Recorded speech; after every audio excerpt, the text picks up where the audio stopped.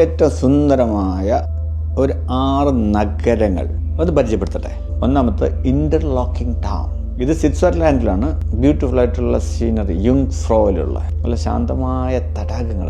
അവിടെയുള്ള ആളുകൾക്ക് അങ്ങ് തോന്നുന്നുണ്ടെന്ന് അറിയില്ല, നമ്മൾ ചെന്നാൽ നമുക്ക് അതൊരു മാന്ത്രിക ലോകമായിട്ട് നമുക്ക് തോന്നും. അത് ആൽപ്സ് പർവ്വത നിരകളിലൂടെ ഒരു ട്രെയിൻ യാത്ര ഈ നഗരത്തിലൂടെ പോയി കഴിഞ്ഞാൽ വാവ്, അതൊരനുഭവം തന്നെ ആയിരിക്കും. രണ്ടാമത്തെ ജീത്തവൺ വില്ലേജ്.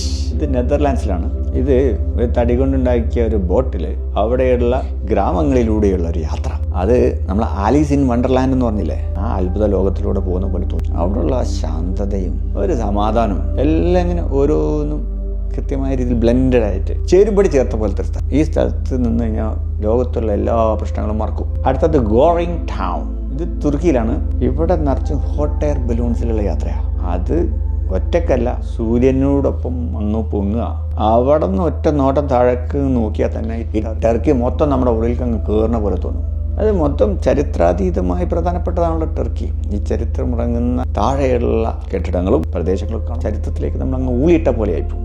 ഹോസ്റ്റഡ് ടൗൺ ആണ് നാലാമത് എനിക്ക് പറയാനുള്ളത്. ഇത് ഓസ്ട്രിയയിലാണ്. ഇത് പോസ്റ്റ് കാർഡ്, അതായത് സ്വർഗത്തിൻ്റെ പോസ്റ്റ് കാർഡ് എന്നാണ് ഈ പറഞ്ഞ സ്ഥലത്തിൻ്റെ പേര്. ചിലപ്പോൾ നമ്മൾ പോസ്റ്റ് കാർഡിലൊക്കെ നല്ല ബ്യൂട്ടിഫുൾ സീനറി കാണാറില്ല, അതായിരിക്കും. ഇവിടെ ചുറ്റപ്പെട്ട മലനിരകളും അവയ്ക്ക് നടുവിലുള്ള കൊച്ചു കൊച്ചു തടാകങ്ങളും മൊത്തത്തിൽ ആ പറഞ്ഞ മാന്ത്രിക തന്നെ അതവിടെയും കിട്ടും. ഭൂമിയിലെ സ്വർഗം അതവിടെ കിട്ടും. ഇത് കപ്പിൾസായിട്ട് പോകാൻ പറ്റിയ ബെസ്റ്റ് സ്ഥലമെന്നാണ് പറഞ്ഞട്ടോ. ഇനി അഞ്ചാമത്തെ ബ്ലഡ് ടൗൺ. ഇത് സ്ലോവീനിയയിലാണ്. നല്ല തെളിഞ്ഞ തടാകജലം, അവക്ക് നടുവിൽ പഴയ കാലത്തുണ്ടായിട്ടുള്ള കാസ്റ്റൽസ് ഇല്ലേ, നമ്മൾ സിനിമയിലെ കണ്ടിട്ടില്ല, അത്തരം വീടുകൾ നിറഞ്ഞ പ്രദേശം. ഇതിന് യൂറോപ്പിൻ്റെ കണ്ണ് എന്നുള്ള രീതിയിലും അറിയപ്പെടുന്നുണ്ട്.